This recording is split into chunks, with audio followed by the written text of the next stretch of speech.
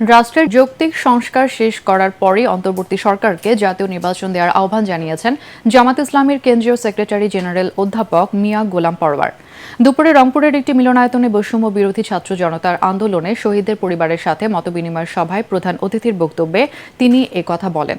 জামাতের সেক্রেটারি আরও বলেন, আওয়ামী লীগের সময় গঠিত মানবতা বিরোধী অপরাধ ট্রাইব্যুনালে ১৬ বছরে সংঘটিত হত্যা, খুন, গুমের বিচার সহ বৈষম্য বিরোধী ছাত্র আন্দোলনে গণহত্যার বিচার হবে। এতে আরও উপস্থিত ছিলেন জামাতের কেন্দ্রীয় সহকারী সেক্রেটারি মাওলানা আব্দুল হালিম। সভাপতিত্ব করেন জামাত ইসলামী রংপুর মহানগর শাখার আমির অধ্যাপক মাওলানা এটিএম আজম খান। সভা শেষে ১৬টি শহীদ পরিবারের কাছে জামাত ইসলামীর পক্ষ থেকে ৩২ লাখ টাকার আর্থিক সহায়তা দেওয়া হয়। নোবেল বিজয়ী ডক্টর প্রফেসর দেশ গঠনে আমাদের সহযোগিতা চেয়েছেন, পরামর্শ চেয়েছেন। আমরা তাদেরকে পরামর্শ দিয়েছি, সহযোগিতা করেছি।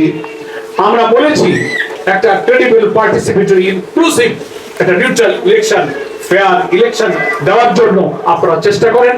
জামাত ইসলামী আপনাদের পাশে থাকবে, আমরা সহযোগিতা করব।